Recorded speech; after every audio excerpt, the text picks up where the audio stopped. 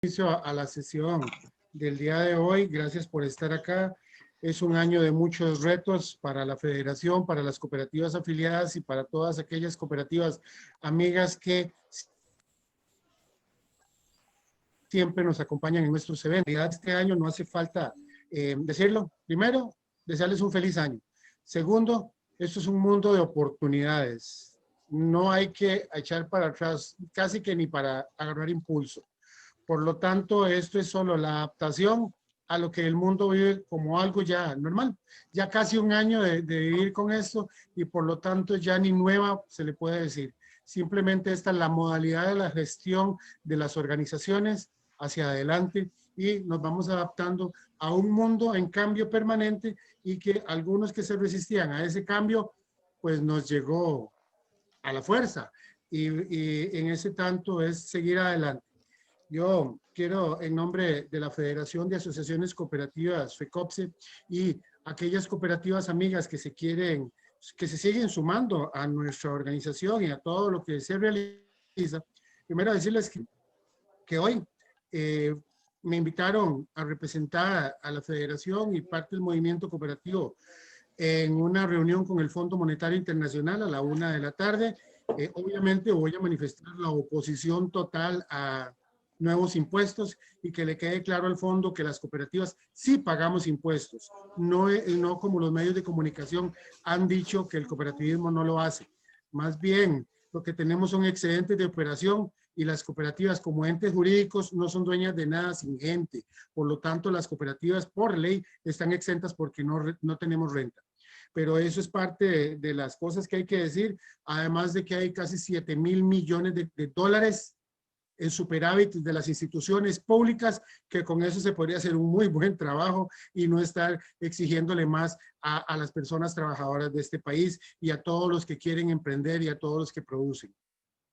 Una vez dicho esto, la modalidad de nuestras charlas de este año ya no son solo charlas de viernes, sino charlas temáticas. Grupos de charlas atinentes para que las personas que se inscriban como ustedes y las que nos puedan estar escuchando en Facebook, si no se han inscrito, que lo hagan, van a obtener un certificado de aprovechamiento, de participación, dependiendo del tipo de charla, para efectos del cumplimiento normativo de la ley 80, el reglamento 1616 en relación con la capacitación a las personas dirigentes. Por eso la persona que se inscribe tendrá posteriormente un certificado. Adicionalmente a esto, nos va a permitir esta modalidad de inscripción, es gratuita para nuestras cooperativas afiliadas y cooperativas colaboradoras. Va a ser, como ustedes ya lo tienen aquí presente, nuestra transmisión normal en el Zoom de FECOPSE, pero también en Facebook Live y en YouTube. Charlas temáticas mensuales de enero van a ser los factores de la economía que pueden afectar nuestra estrategia, riesgos y principalmente el riesgo de crédito. Para los próximos meses, las temáticas serán sobre liderazgo, innovación, mercadeo relacional, normativa, riesgos, el resto de riesgos, hasta de reputación ilegal, digitalización y otras temáticas atinentes a la gestión principal de la colocación de recursos y al cuidado de los recursos de nuestras personas asociadas. Agradecerles nuevamente en nombre del equipo de FECOPSE, Ramsés, Dilson, Raxel, Alejandro y este servidor y todo el Consejo de Administración que ayer sesionó y ratificó todo el accionar de la Federación para el año 2021 junto con el presupuesto, un presupuesto en vías a una federación 100% virtual y por lo tanto ya ni nosotros asistimos a la oficina, todo lo estamos haciendo como corresponde a este tiempo. Por lo tanto, hemos migrado y seremos la primer federación que ya no tenemos espacio físico, sino todo está digitalizado. Agradecerles su participación y seguimos innovando y decirle a Melisandro que aunque no requiere presentación, don Melisandro es un colaborador de FECOPSE, economista, y escúchenlo, pregunten y aprovechen la charla. Gracias, don Meli. No, Estamos escuchándole y a seguir adelante a este año lleno de retos. Muchas gracias y buenos días. Buenos días, don Carlos. De verdad, todos los que nos acompañan y muy agradecido por la invitación de ustedes nuevamente. Si quieren, vamos a comenzar. La idea es trabajar en la presentación cerca de 1 hora y abriríamos espacio para preguntas, comentarios de los que nos acompañan. Entonces, sin más preámbulo, iniciaría la charla. La charla se compone de 4 contenidos que vamos a ver en esta hora. El número 1, que ya comenzamos, el tema de los indicadores de la economía nacional. Vamos a ver en el número 2 los principales variables de impacto del 2021 que vienen realmente muy relacionados con la parte internacional, con el tema del desempleo. Vamos a hablar del tema que casi que don Carlos mencionaba, que va a ser determinante, el tema fiscal y el tema financiero muy crítico que estamos viviendo. Y cerramos con las famosas proyecciones, que un poquito bola de cristal que tratamos de hacer dentro de todo este ambiente de tanta incertidumbre que estamos viviendo. Entonces, comencemos con el número 1, este resumen de indicadores. Aquí, el más importante, el más relevante en este momento es comenzar con el famoso IMAE, Índice Mensual de Actividad Económica, que para los que no están muy familiarizados, lo repito, es un indicador que calcula cada mes el Banco Central. Es un indicador que viene desfasado un par de meses, que trata de proyectar cómo se comporta la producción nacional. Como ya todos comprenderán, calcular cómo anduvo la producción nacional es muy difícil, entonces, porque es un dato muy macro, que calcularlo todos los meses es imposible.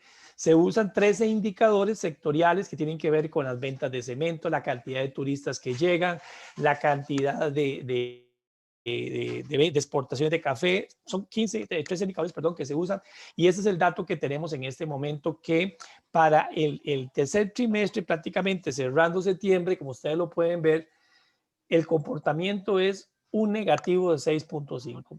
¿Qué es lo positivo dentro de todas las circunstancias que estamos viviendo? Bueno, que es un 6.5 negativo comparado con el que arrastrábamos del segundo trimestre, ese corte de marzo a junio, de menos 8.6. Y ahorita vamos a ver que aquí lo importante es que estamos negativo, pero la pregunta es en qué momento vamos hacia lo positivo. Y esa es la parte que hay que ponerle un poquito de cuidado.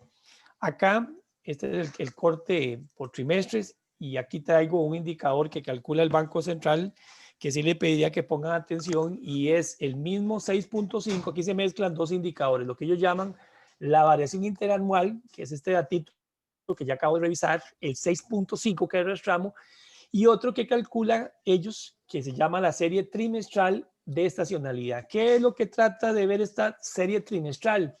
Lo que hacen es coger una comparación del trimestre, por ejemplo, de septiembre, octubre y noviembre, y lo comparan, ese trimestre, cómo se comportó la economía en producción con respecto al trimestre anterior. Si ustedes ven el datito que está en pantalla, a mano derecha, que voy a marcar, permítanme nada más coger un marcador rápido.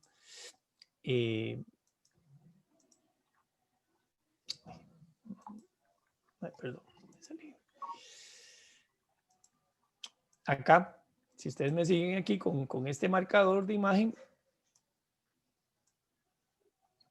este 8.9 lo que dice es que el último trimestre, que en estos momentos calculó el Banco Central, que repito es septiembre, octubre y noviembre, comparado con el periodo anterior, que era julio, agosto y septiembre, es 8.9, es decir, es creciente. Entonces, ¿cuál es el análisis que uno tiene que entender de estos dos tipos de indicadores? Bueno, que venimos con una producción decreciente al 6.5, pero que el comportamiento del último trimestre es al alza. Y aquí entonces un poquito uno juega, para los que se acuerdan, un poco como hacíamos en el cole, cuando hacíamos cálculos de cómo iba a salir la nota. Si estoy mal en este momento, la pregunta es ¿cuánto tengo que mejorar el próximo trimestre para que la nota mejore? Entonces, un indicador positivo dentro de lo que estamos viviendo es que el 8.9, véanlo ustedes, es un dato que está mucho mayor que el que arrastramos el trimestre anterior. Es decir, el trimestre anterior ya veníamos casi que en negativo. Entonces, vamos entrando ya en un corte, en una zona donde el ajuste trimestral está al alza. Entonces, cuando uno dice, bueno, si este es 8.9 y todavía seguimos en negativo, la pregunta es, ¿cuánto más necesitamos crecer? Esa es la clave que ahorita nos falta. Entonces, un poco aquí, ya para hacer un poquito bola de cristal, para empezar a hacer ese 6.5 un 0, imagínense, necesitamos estar moviéndonos a tasas de crecimiento trimestrales del 15%. Así de sencillo. Si en este último trimestre que tiene el Banco Central aumentamos un 8.9 y todavía estamos en 6.5, que es como la nota que del acumulado, para llegar a cerrar este 2021 positivo, que ahorita vamos a ver los datos que tiene el Banco Central, o lo que es lo mismo, para entrar en zona cero, que ya no sea negativo, necesitamos que este indicador trimestral se empiece a mover a tasas de crecimiento del 15%, lo cual no es tampoco nada del otro mundo si lo vemos como corte. Aquí el tema crítico para todos los análisis que estamos viendo es cómo la economía se dinamiza en forma más amplia dentro de toda la restricción sanitaria. Pero lo positivo precisamente es eso, que ya empezamos a mejorar desde el punto de vista trimestral. Aquí el tema no es si seguimos mejorando, es la velocidad con que seguimos mejorando. Y repito, si seguimos al 8.9, lamentablemente sí no nos vamos a poder mover tan rápidamente a un positivo. Necesitamos más crecimiento. ¿Qué sigue después de esto? Sigue lo que llamamos la variación del IMAE, este mismo datito que estamos viendo aquí al lado derecho, el 6.5 por el lado propiamente de cómo se comportó por régimen de comercio. Cuando hablamos del régimen de comercio a nivel de análisis económico en el país, hay que entender el régimen económico especial, que es zona franca, y el régimen económico corriente, el definitivo, que es el del país. ¿Qué es lo que ustedes aquí pueden observar? Que el 6.5 que hoy tenemos, vean que realmente el que lo está impulsando es zona franca. Lo que ya ustedes han escuchado en los medios, este dato lo viene a reafirmar. Es decir, el crecimiento prácticamente de mayo, cuando cayó zona franca, que hacía más de 20 años que no caía, ya empezó a recuperarse. Entonces, aquí hay que tener un elemento importante, que es el que nos puede llevar a zona positiva, es zonas francas. Vean que el régimen especial, el régimen ordinario, que es todo lo que se produce dentro del país, que no está afecto al tema de los incentivos, sigue negativo. Y siguen, vean, más negativo que el promedio total, que es el 6.5. Entonces, es claro, y eso es un poco la primera conclusión, de que si en este momento queremos aspirar a movernos del 6.5 en los próximos trimestres a un 0, solo un 0,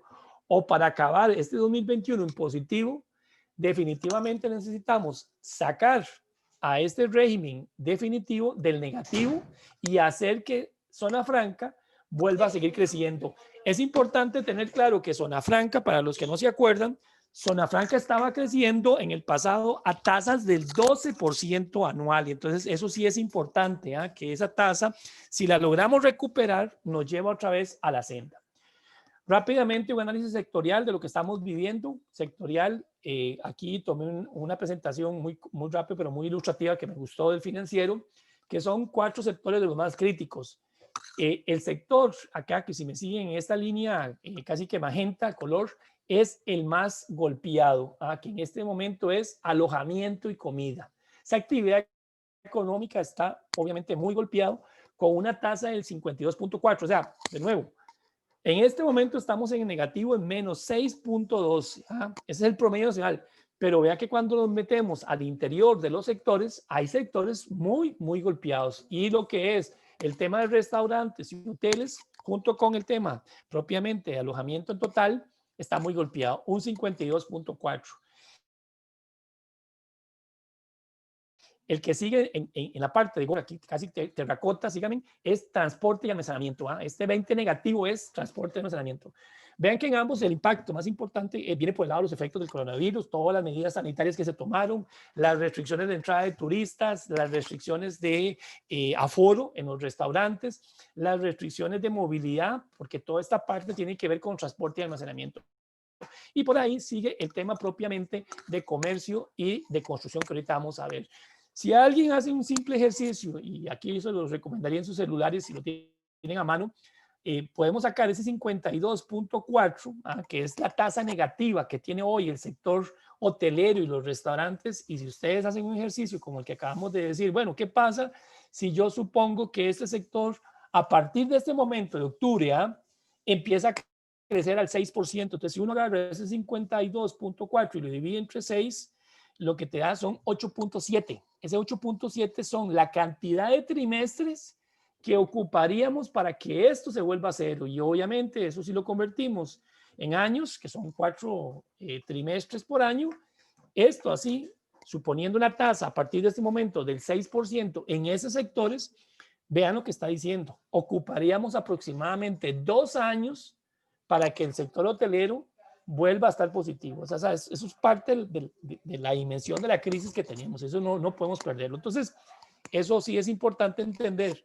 Cuando tenemos estos negativos, y esta es la utilidad metodológica del dato, es en qué momento se hacen cero. Y entonces lo que hay que asumir es cuál es la velocidad de crecimiento. Cuando hablamos de velocidad de crecimiento de 6, es como algo razonable. Si alguien me dice, bueno, es que podemos crecer 10, claro, pero el tema es que nunca hemos crecido 10. O sea, 6 es como una meta. Entonces, este sector para poder crecer a cero, o para llegar a cero, necesita aproximadamente 2 años de recuperación y cuidados, y no un poquito más.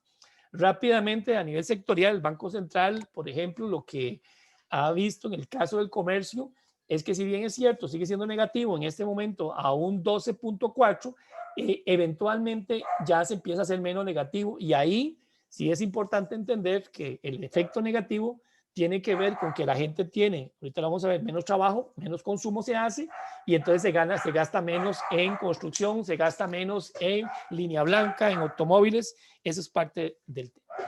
El tercer sector más golpeado, y como yo creo que lo han visto en la prensa, es el sector de construcción. Eso tiene que ver mucho con el tema propiamente de la adquisición de viviendas, que obviamente se ha desacelerado producto de que las familias tienen menor capacidad de compra, y entonces obviamente mucho proyecto que estaba ya en lista, obviamente se está deteniendo, y eso afecta propiamente esa capacidad. De los sectores positivos que ya empezábamos a ver, que decíamos, es el de manufactura, que ya en noviembre es positivo, no tanto como hubiésemos querido, porque ya venía más positivo en 2019, pero la importancia es que este sector, que es el impulsado por zonas francas, sigue siendo el que está en este momento moviendo la economía costarricense. Ahí encontramos todo el tema de la parte de implementos médicos, todo el tema de exportación que tiene que ver con alimentos y eventualmente con productos agrícolas procesados. Y finalmente, uno que también se ha golpeado, tal vez en este momento ya empieza otra vez a tener señales positivas, es el de servicios. ¿Qué son servicios? Son todas aquellas actividades relacionadas también con el tema de la prestación de servicios directos a las familias, el tema de educación, el tema de salud privada. ¿Qué es lo que ha pasado con el tema propiamente de la pandemia, de las restricciones y eventualmente también el impacto económico? Eventualmente la parte de educación privada, por ejemplo, ha sido muy golpeada. Los padres han sacado a sus hijos de las escuelas privadas y eventualmente ya no pueden pagar esa educación. En el caso también de salud privada, pasa algo similar. Las familias estaban pagando por un médico que en este momento ya no lo pueden hacer, y entonces ese consumo de salud privado también se ha bajado. Dicho esto, a nivel sectorial, ¿qué nos queda por revisar aquí a nivel macro? Un indicador que quiero que no le pierdan la pista, que es el famoso balance comercial. Balance comercial es ese dato famoso de importaciones, que está aquí en color magenta, y exportaciones en azul. Obviamente, la relación entre cuánto exporto contra cuánto importo me da el saldo comercial. ¿Qué es lo que tenemos a este corte del mes de septiembre que el Banco Central nos genera? Obviamente un saldo que es de 2.100 millones, que si lo comparamos con el saldo a esta misma fecha del año 2019, septiembre, es menor. Y obviamente se presume que es menor porque con todas las restricciones que ha habido desde el punto de vista también de comercio, no se ha podido exportar tanto, e igualmente con la contracción que ha tenido la parte de consumo, mucha actividad económica interna ha dejado de importar. Aquí es importante, cuando uno ve este datito, que lo relevante es que el déficit comercial ha bajado, y cuando uno ve este dato hay que conectarlo con las presiones cambiarias. Una de las cosas interesantes es que el tipo de cambio se presiona ya por el lado de comercio, que es ese dato que estamos viendo, o por el lado de flujos de capital. Con este dato, que es mucho menor que el 2019, uno puede llegar a concluir, sin lugar a dudas, que la presión cambiaria no viene por el lado de las exportaciones ni por el lado comercial. Es decir, no estamos teniendo a importadores desesperados por importar que van al mercado cambiario a demandar divisas. el problema del tipo de cambio no está viniendo por el lado del comercio. Ahorita lo vamos a ver, nos está entrando por el lado de expectativas financieras y eso sí es importante la mañana de hoy entenderlo, que por ese lado comercial no tenemos problemas. Cierro aquí rápidamente con un tema del perfil del sector exportador que siempre me gusta recordarlo. Este es un dato del 2019.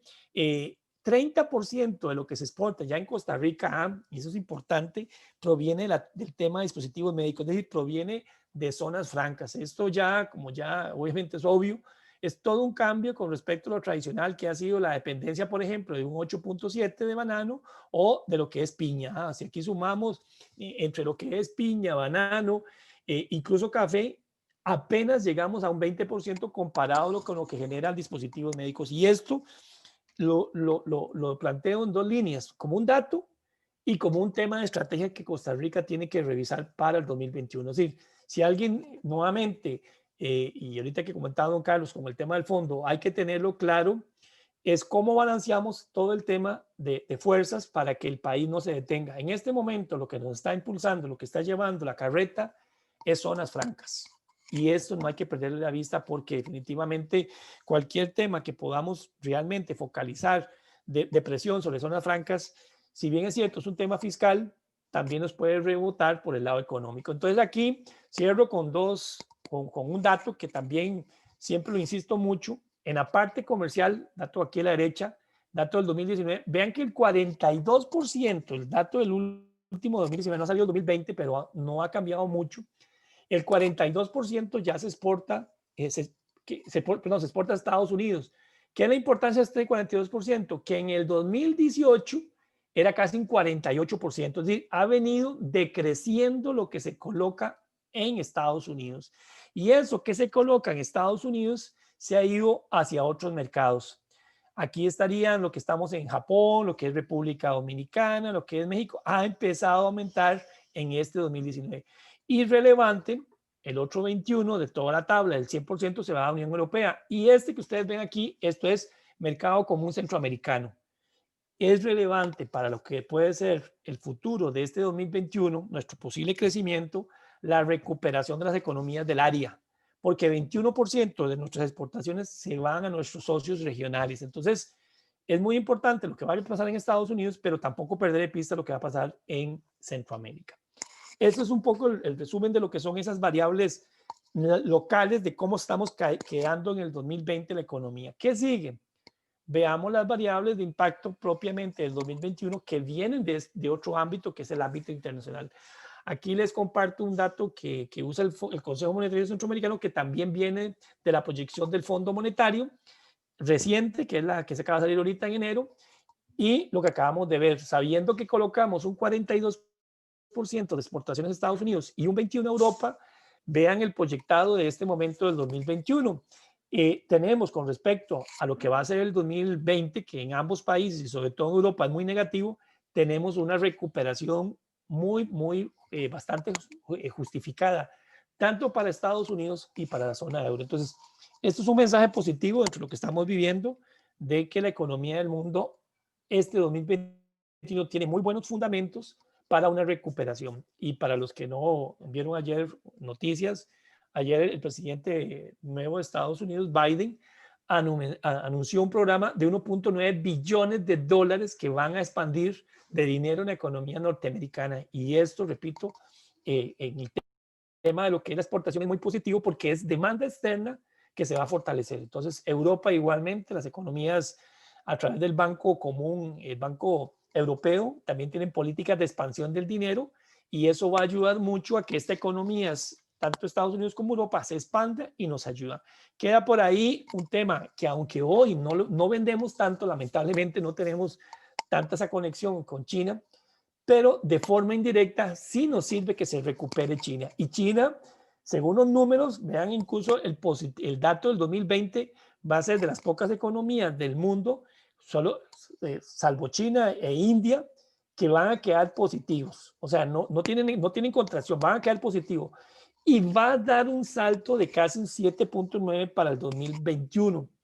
¿Qué es la parte positiva de que China mejore? Bueno, que nuestros socios regionales, llámese Nicaragua, Honduras, El Salvador y Guatemala, y República Dominicana, perdón, tienen una fuerte relación también con China. Entonces, de forma indirecta, la recuperación de la economía china nos van a llegar gotas de mejora a través de las economías regionales. Entonces, por ese lado tenemos un efecto importante.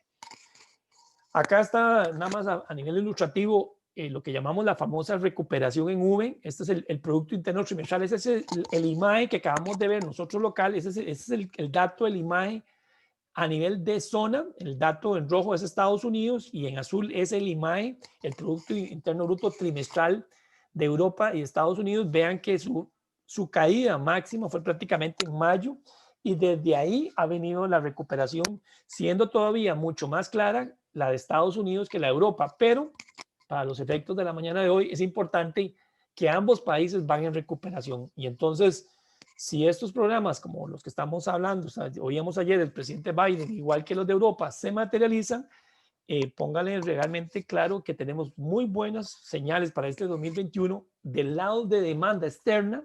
Acordémonos que desde el punto de vista económico uno tiene dos tipos de demanda. La demanda interna, que es la que ahorita vamos a empezar a ver con nuestros indicadores locales, y la demanda externa. Del lado externo hay muy buenos indicadores de recuperación internacional. Y un último dato a nivel internacional que siempre me gusta que no le perdamos el pulso es este famoso dato que es el rendimiento de los bonos del Tesoro de Estados Unidos a 10 años.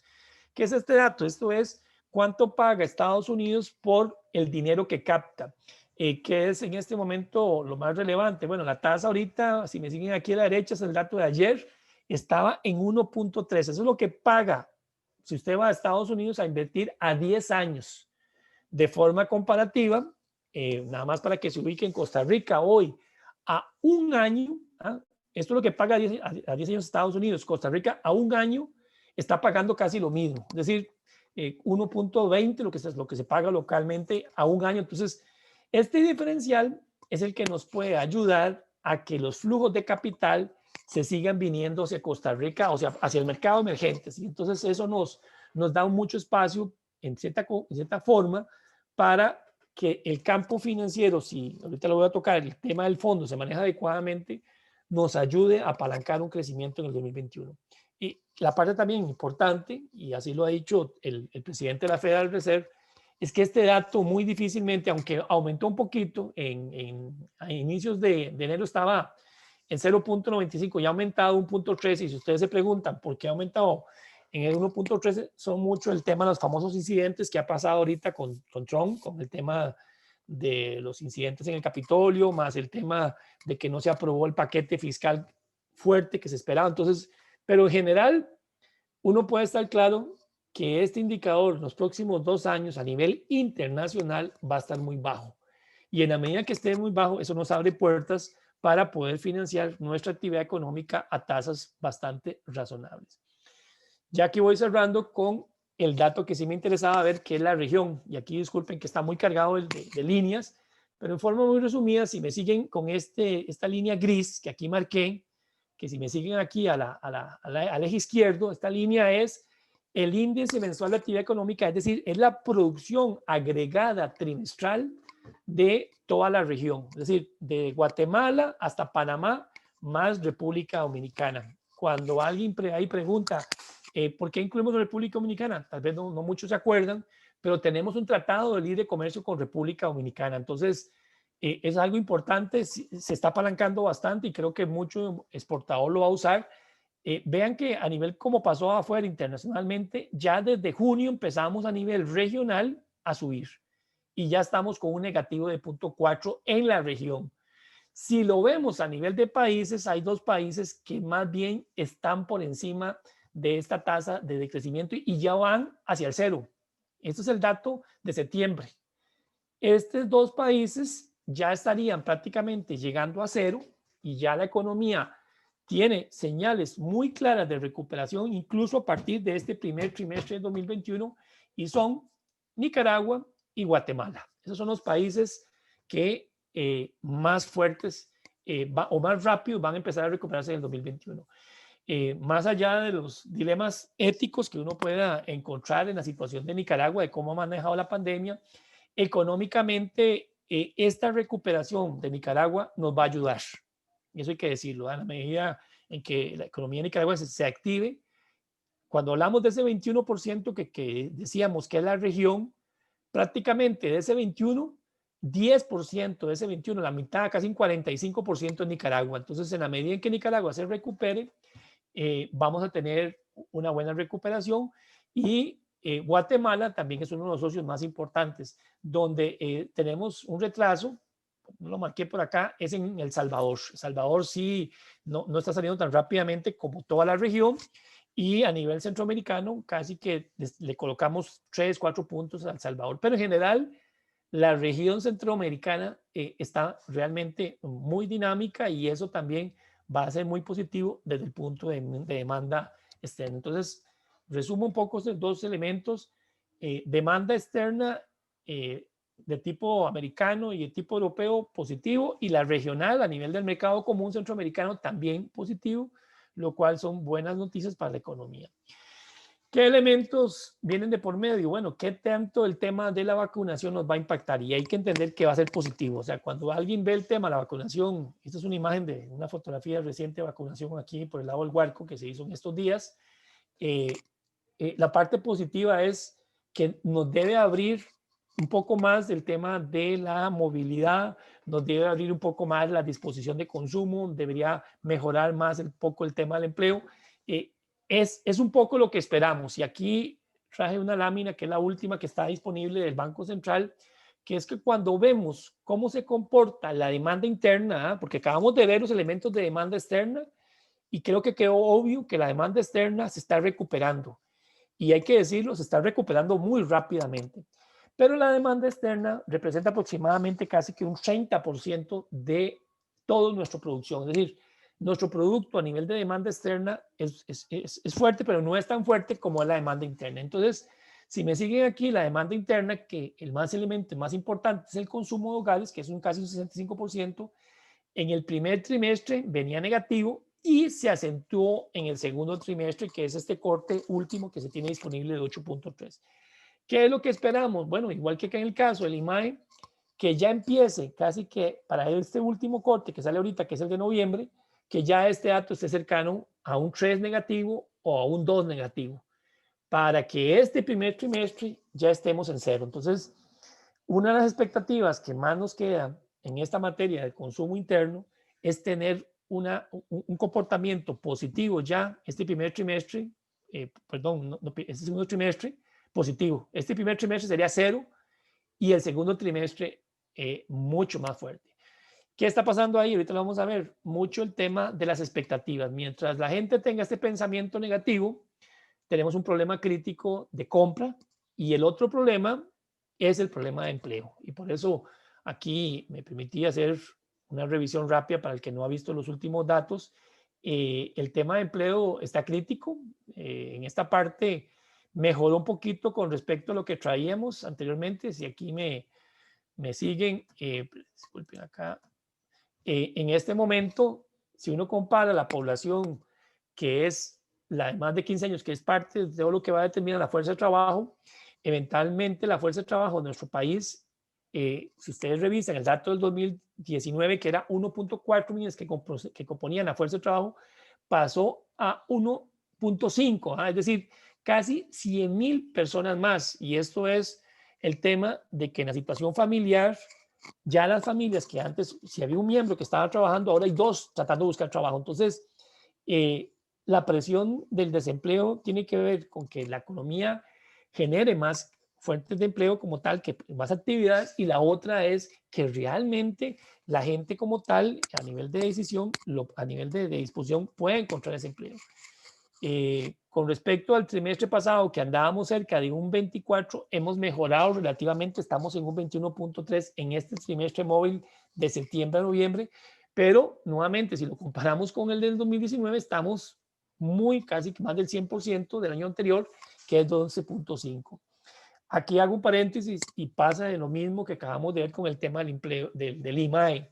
¿Cuál es la problemática en el tema del empleo? La velocidad. Es decir, ¿qué tanto una economía como la que estamos viendo, que se está empezando a mejorar por la demanda externa, que las vacunas nos van a ayudar a dar más confianza, va a dar más movilidad, la gente se va a empezar a consumir desde el punto de vista de más tranquilidad. Lamentablemente el empleo, así como se perdió, no se puede recuperar tan rápidamente. Entonces, uno de los temas determinantes para este 2021, hay que decirlo, es que puede mejorar el empleo. De hecho, el pronóstico que traigo es un poco lo que trae INEC. Puede mejorar, pero no para devolvernos a tasas como las que traíamos en el 2019. Es decir, va a haber una mejora, pero la velocidad de este 2021 no nos va a dar, con estos indicadores que estamos viendo, que el desempleo en Costa Rica baje como uno hubiese querido. Aquí me permito, no sé si lo están visualizando, perdón, aquí hay una raya. Este es un dato de la Caja de Seguro Social, son datos de lo que es la información de asalariados. A la izquierda ustedes tienen los salarios por rangos, desde gente que gana 60,000 colones hasta gente que gana más de 1,000,000. Si me siguen aquí, vean que este rango de 80,000 mensual hasta 160,000, cuando hablamos de la población, que es esta la cantidad de gente que tiene estos salarios, la gente que tiene estos salarios en su mayoría, disculpen aquí que se me está enrollando, también un momentito, perdón, nada más para desactivar aquí que se me está moviendo el lápiz. Listo. Si me siguen aquí, la gente que tiene estos salarios, vean que en su mayoría son trabajadores independientes. O sea, cuando uno dice, bueno, ¿quién tiene esos salarios? Y la mayoría, en su gran bloque, son trabajadores independientes. Dicho de otra manera, vamos al otro extremo. ¿Quiénes están en los rangos de 400,000 a 1,000,000 o 400,000 hasta 1,000,000? Y si vemos otra vez esta población, vea que quien más tiene estos rangos es la empresa privada y la parte pública. Entonces aquí nos queda un dilema para el 2021 que nuevamente, y es importante dejarlo claro, así como estamos hablando de una recuperación, disculpen que se me voy a desactivar el marcador, así como estamos hablando de una recuperación del empleo, lo que hay que tener claro es que esta recuperación,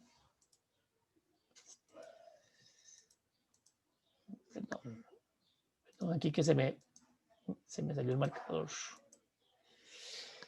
Lo que les decía es que esta recuperación del empleo, muy probablemente, por lo que estamos viendo, se va a dar en los rangos bajos, que en su gran mayoría correspondería a trabajadores independientes. Entonces, cuando hablamos ahora sí de una situación de recuperación de la economía, uno puede decir, sí, vamos a tener una recuperación del empleo, pero no hay que tirar las campanas al vuelo, como dicen, porque realmente mucho la presunción de la recuperación del empleo es en los niveles de ingresos bajos.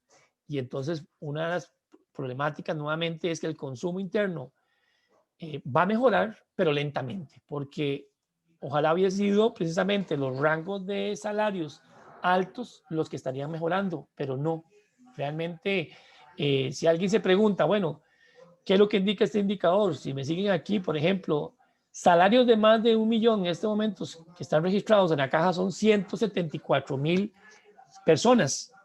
94,000, es decir, el 54% de esas personas que ganan más de 1,000,000 están en empresa privada. 37% pertenecen a instituciones autónomas y 9% al gobierno central. Es decir, si alguien quisiera hacer estrategia nuevamente ya de mercadeo, para las cooperativas uno tiene que decir que el nicho de mercado en el cual habitualmente estábamos trabajando, que es el mercado obviamente muy institucional, está muy apretado. Porque, repito, los datos casi que nos sugieren que el comportamiento de mejora va a seguir por esta parte de la economía de tipo informal o de trabajador independiente. Disculpen, aquí se me rayó la... Voy a hacer nada más un cambio otra vez del PowerPoint para entrar y salir. Disculpen para volver a cargarlo.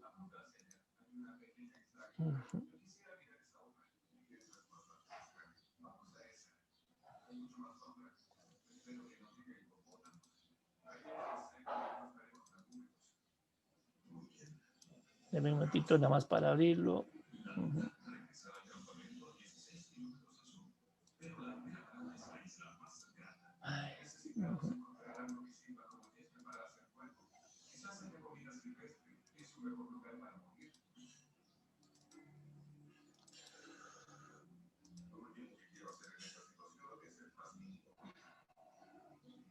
Listo.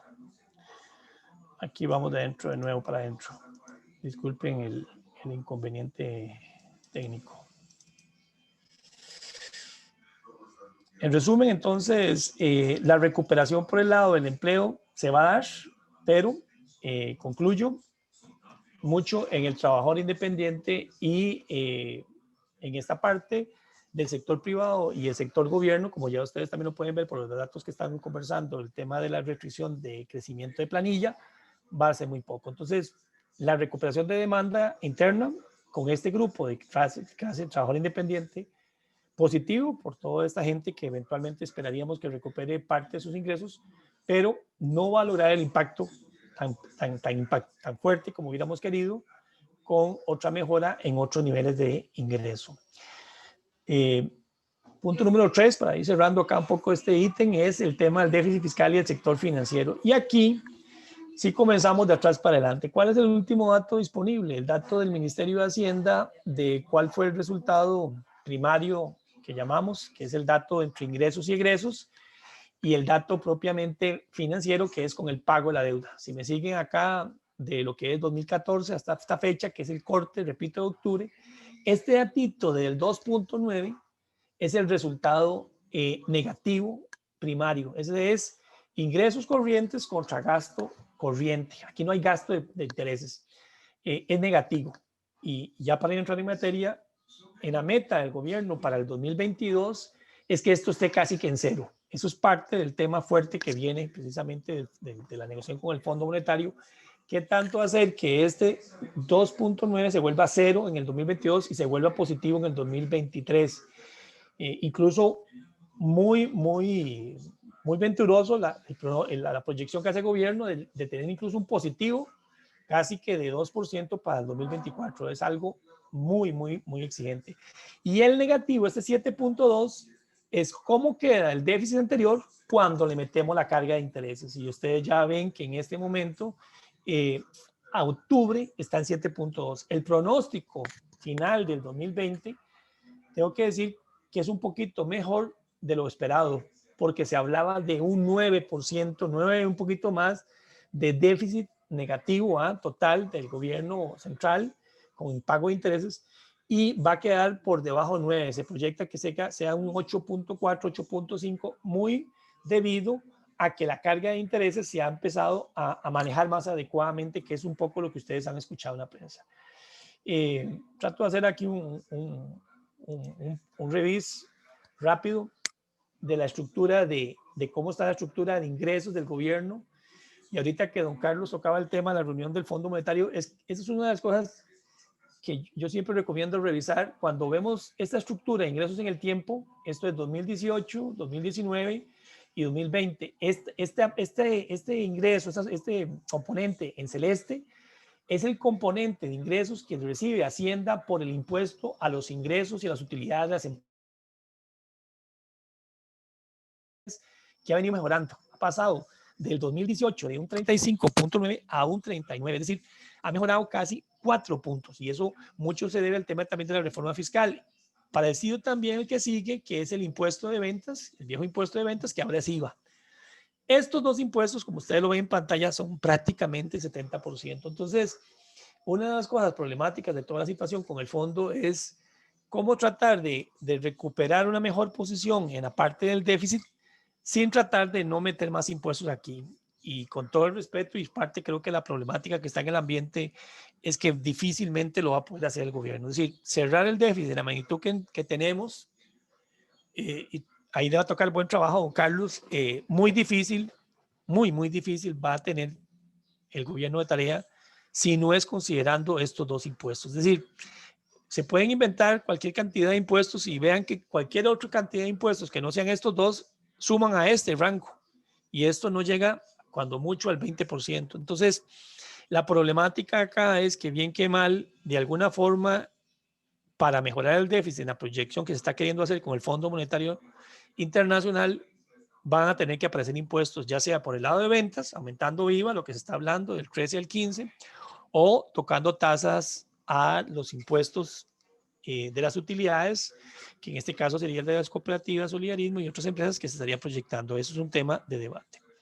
No me detengo aquí mucho porque es un dato muy puntual, pero comparativamente esto es lo que reporta Hacienda a octubre, comparado del 2020, cómo estaba cómo andaba el comportamiento de ingresos. Y aquí vean que aquí en octubre teníamos una caída del 8.8 y en el 2019 andábamos al 16, es decir, la cosa parece un poquito feo decirlo, pero íbamos bien con la reforma fiscal, nos empezó a ayudar.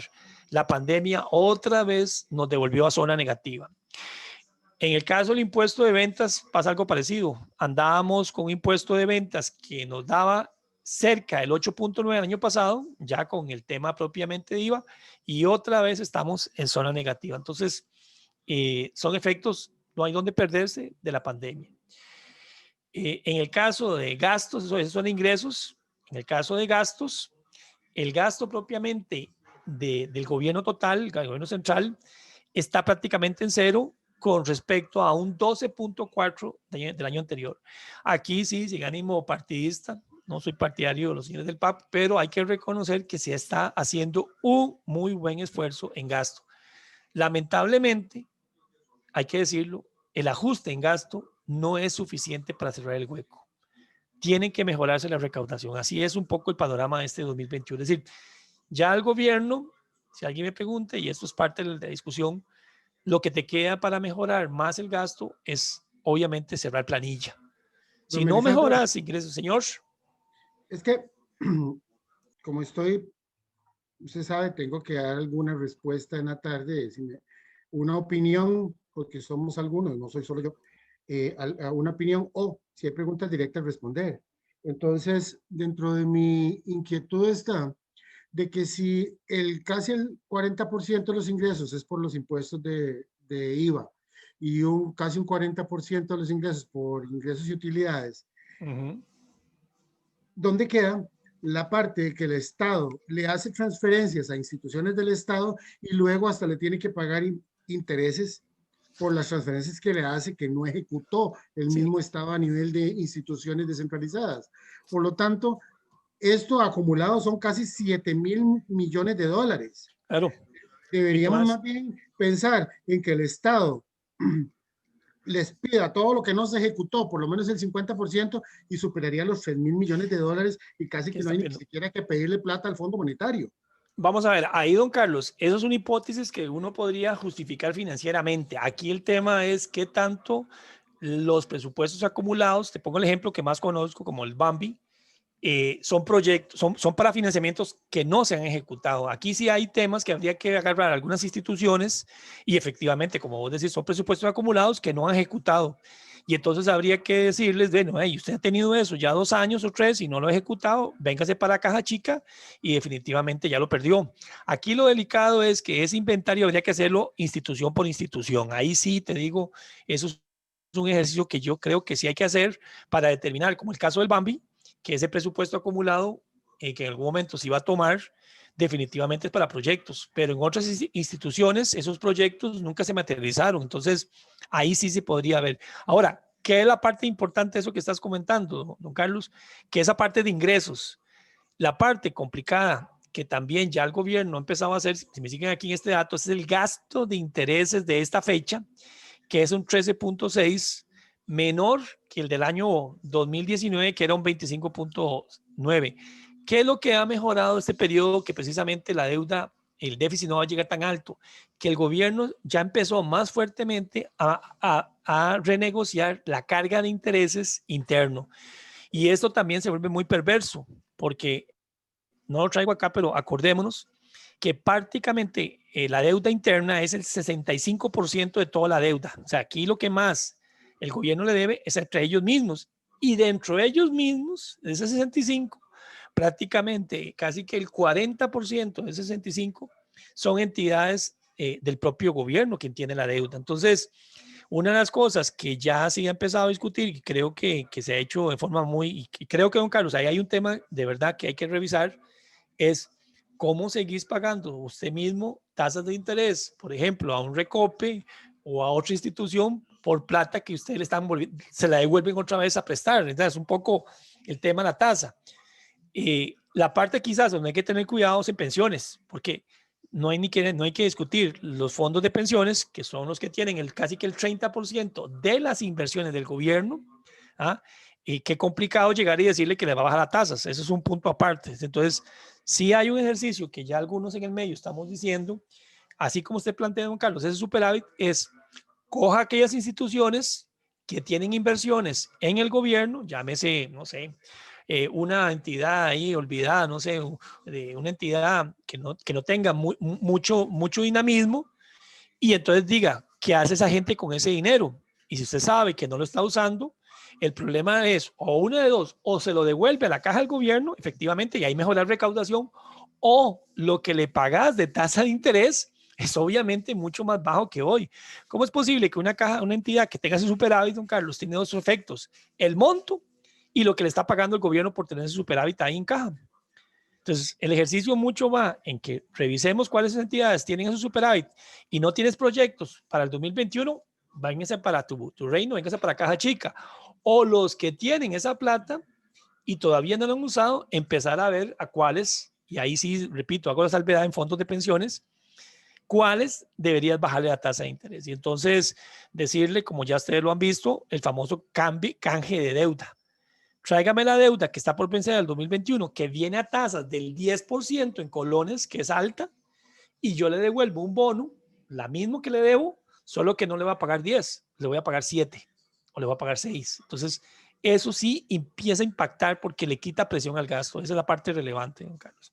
Ahora, esta parte del gobierno, termino con este datito, que ese es el dato oficial del Ministerio de Hacienda. Esto que ustedes ven en pantalla, estos son los vencimientos del año 2021, lo que viene de camino. Ya a partir de este mes, por ejemplo, el gobierno tiene que pagar 95 millones de dólares. En febrero, 232, y ahí ustedes me van siguiendo. En noviembre, perdón, de este año hay que pagar 743. En total ya, cuando haces toda la sumatoria que hay este año por pagar ya dolarizado, se debe de pagar este año 3.474 millones. Eso es lo que, esto es lo que tiene que pagar Hacienda este año. Entonces, ¿qué es lo que estamos ahorita discutiendo? ¿Qué es lo que ustedes han visto en la prensa? De que el fondo nos va a prestar 1.750, como ustedes ven. O sea, este año vence 3.400, señor. Con respecto a eso que mencionabas de renegociar tasas de interés con las mismas inversiones que se hacen en el Estado, digamos, los fondos de pensión, ¿es mejor eso a lo que están pensando de ponerle un interés? Sí, de ponerle un interés a los intereses que generan los fondos de pensión. Muy buena pregunta, exactamente. Yo en algún momento lo compartí hace pocos días con un amigo del Fondo de Pensiones. Creo que es una propuesta más razonable. Es decir, ¿cuál es aquí el punto? Que un impuesto al fondo es permanente, casi que todo lo presumimos, eso no es un tema temporal. Uno podría pensar que los fondos podrían ir a negociar con el gobierno y estar dispuestos a, obviamente, hacer un reajuste en sus tasas de interés de los portafolios que pueden tener todavía por vencer o los nuevos, y sacrificar parte de esa rentabilidad esperada, parte, y no el impuesto, porque obviamente el impuesto no hay donde perderse. El impuesto te va a golpear directamente la rentabilidad hoy y la futura, porque se va acumulando, mientras que se podría hacer una negociación de las operadoras donde estén dispuestos a decir, ok, ven y renegociemos parte de mis portafolios, y hay que ser claro aquí, Luis, no se trata de ir a esperar ajustes muy significativos en el sistema financiero, porque en el sistema financiero y en el caso de pensiones yo sí hago la salvedad, se puede negociar, pero algo razonable. Pero eso sí podría ser una forma de negociar en contra de no aceptar, en vez de aceptar el famoso impuesto, porque el impuesto sí va directo al fondo de pensiones toda la vida que sigue el fondo. Entonces por ahí sí es serio. Ahora, no hay donde perderse. Si ustedes ven el dato, el préstamo del fondo es casi que el 50%, y la pregunta es, y bueno, ¿y de dónde va a venir el restante 50%? Y la respuesta es obvia, del mercado financiero interno. Cuando uno ve este dato, y nada más para que los que no estamos muy familiarizados con el mercado financiero local, Costa Rica a nivel de mercado financiero local puede absorber, captar entre 1.500 a 2.000 millones a nivel local sin mover las tasas de interés.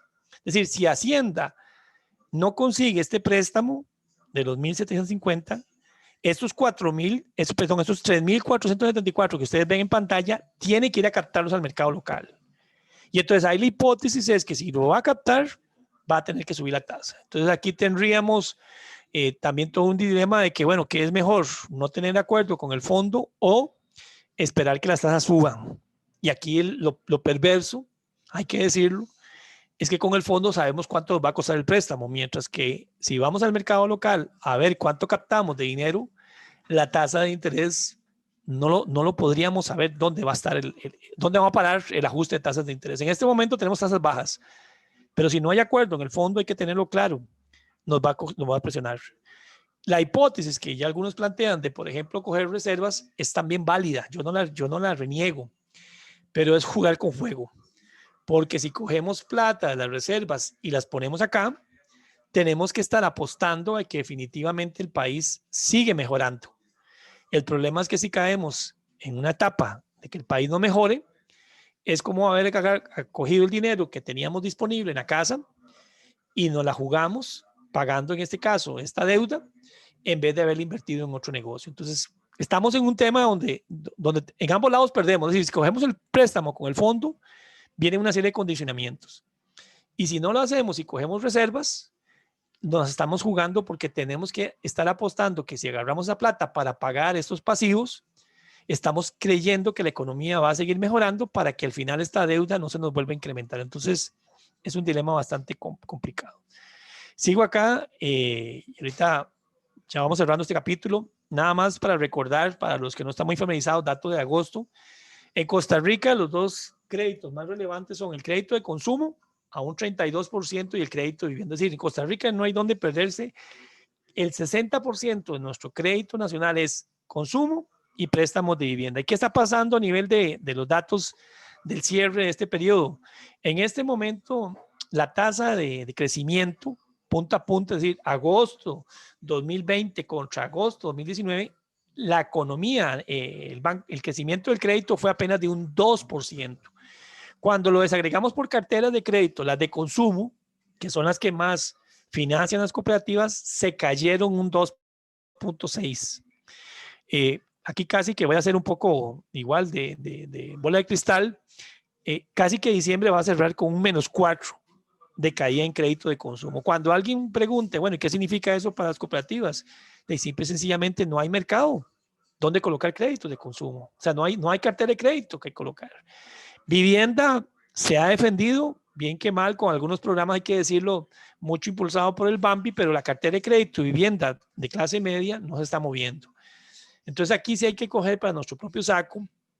Lo he venido compartiendo con algunos colegas, con algunos gerentes del sector, de que 2021 apostar la cartera de crédito de seguir creciendo es una apuesta muy arriesgada. Es decir, el sector no puede seguir creciendo en cartera de consumo porque el sector, la gente que consume, no lo está haciendo.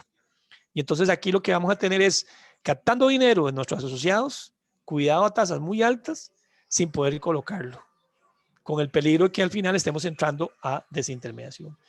Aquí les comparto un dato que le pedí a don Gerardo Corrales el permiso y me dijo que sí. Aquí lo tenemos en pantalla. Gerardo hizo este análisis que tiene dos datos combinados, que es la tasa de crecimiento anual que ha tenido el crédito de lo que ha sido el promedio noviembre-diciembre del 2020 con respecto a ese promedio del año anterior, 2019, y también el crecimiento en las inversiones.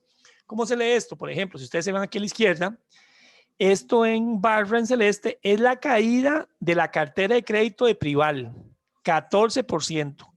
Y por su lado, las inversiones le han crecido un 39%. Es decir, está colocando mucho, pero mucho menos crédito y están aumentando sus inversiones. Se van aquí, por ejemplo, al lado derecho y aquí está la vivienda. ¿Qué dice la vivienda? Creció en cartera de crédito un 4%.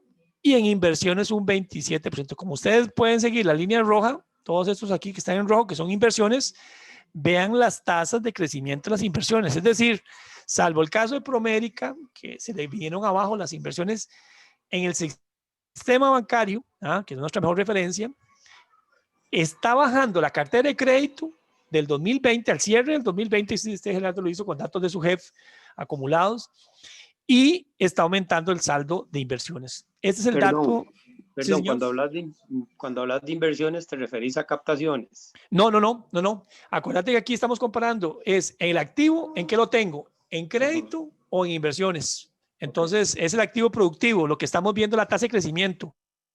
El activo productivo, en lo que corresponde, por ejemplo, este dato que aquí les marqué, en banca estatal, los bancos públicos decrecieron en cartera de crédito al 2020 con respecto al 2019 un 2%, es decir, no crecieron en créditos, pero sí crecieron un 27% de lo que los bancos están acumulando en inversiones.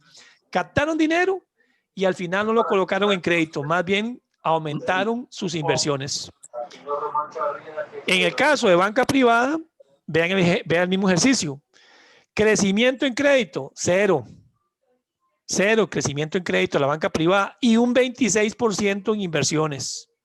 Entonces, sistema bancario total, crecimiento en crédito, -1%. Y crecimiento en inversiones financieras, un 26%. Es decir, los bancos de nuestro país en este momento no están creciendo en cartera de crédito, salvo algunos casos que ustedes ven aquí a la derecha, que son estos pocos, el BAC, el de Vivienda y Promérica, pero en su gran grupo, que está aquí a la izquierda, todos decrecieron, sobre todo los bancos públicos, en cartera de crédito, y lo que se ha desbordado, crecimiento exponencial, todo tienen la plata en inversiones. Y ya ustedes pueden presumir qué tipo de títulos tienen, títulos del gobierno. Entonces aquí el punto es, ¿qué puede pasar este 2021? Mi hipótesis, que es un poco, el otro día hablaba con Gerardo, un tema de guerra de precios. Es decir, si ya la economía empieza a mejorar, y creo que lo he compartido con un par de gerentes de acá del sector, ¿qué puede pasar? Que les repaguen las carteras de crédito a ustedes. En este momento los bancos están cargados de dinero de crédito en inversiones que lo van a convertir en el momento que se sientan más cómodos, que vean que el apetito de riesgo no es tan alto, en crédito, y obviamente van a ir a buscar esos asociados que el sector cooperativo tiene, van a ofrecer mejores tasas, y lo que vamos a ver es un repago muy fuerte de créditos del sector cooperativo para este 2021, que hay que prepararse.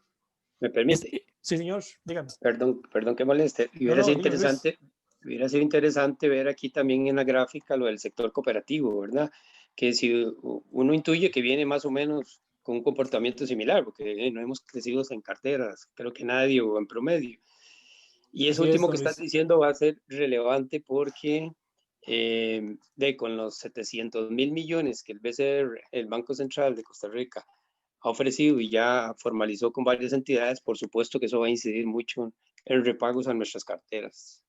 Así es. Sí, no, yo, don Luis, y ahorita me estoy adelantando un poco el cierre es esto, o sea, el panorama económico es que yo siento que la economía va a mejorar, pero a nivel sector financiero, preparémonos en el sector cooperativo porque va a haber una fuerte presión de las entidades públicas y privadas bancarias por quitar a aquellos clientes que están en su sector, que son buenos clientes, a los cuales van a caer muy fuertemente en estos meses, y vamos a sentir un repago de los créditos que ya tenemos en cartera. ¿Y esto qué es lo que significa? Que las cooperativas vamos a recibir plata, y ahora sí, ¿qué hacemos con esa plata? Cuando obviamente los clientes buenos ya los perdimos y los que quedan en la calle no son los mejores para la cartera. Entonces, es parte de esta problemática. Cierro aquí con un par de datitos. En esta parte de la proyección de macroprecios, nada más, perdóname que creo que aquí lo brinqué. Perdón, aquí está. Sí.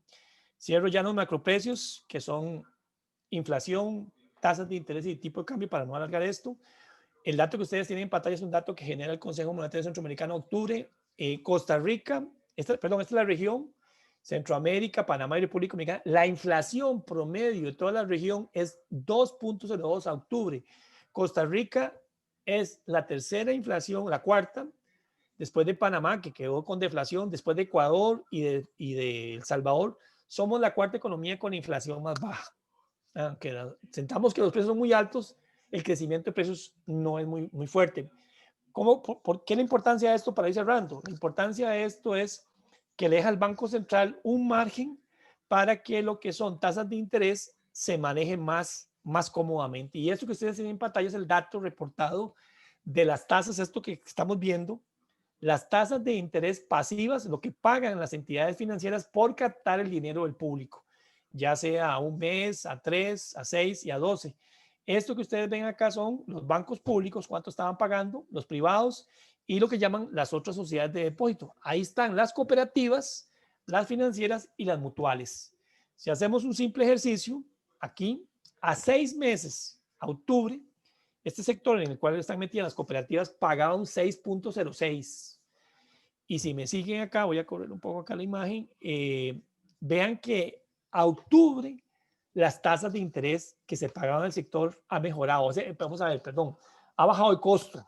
Entonces, hay que reconocer, y tengo que decirlo con bastante satisfacción, que creo que el sector ya empezó a reconocer que no puede tener a esa gente que tenemos esos asociados tradicionales que nos presionaban un poco, con que si no le subíamos la tasa se iban.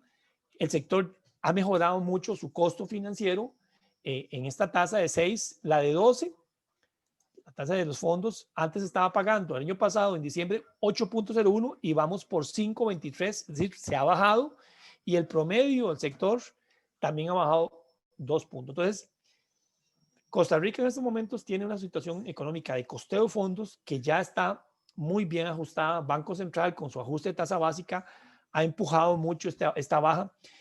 Nuestro problema, y aquí hay que ver otra vez con el tema de la inflación, este es el dato también de INEC de la inflación acumulada que había a noviembre. En este momento no hay presión de precios, mucho porque el consumo está muy débil.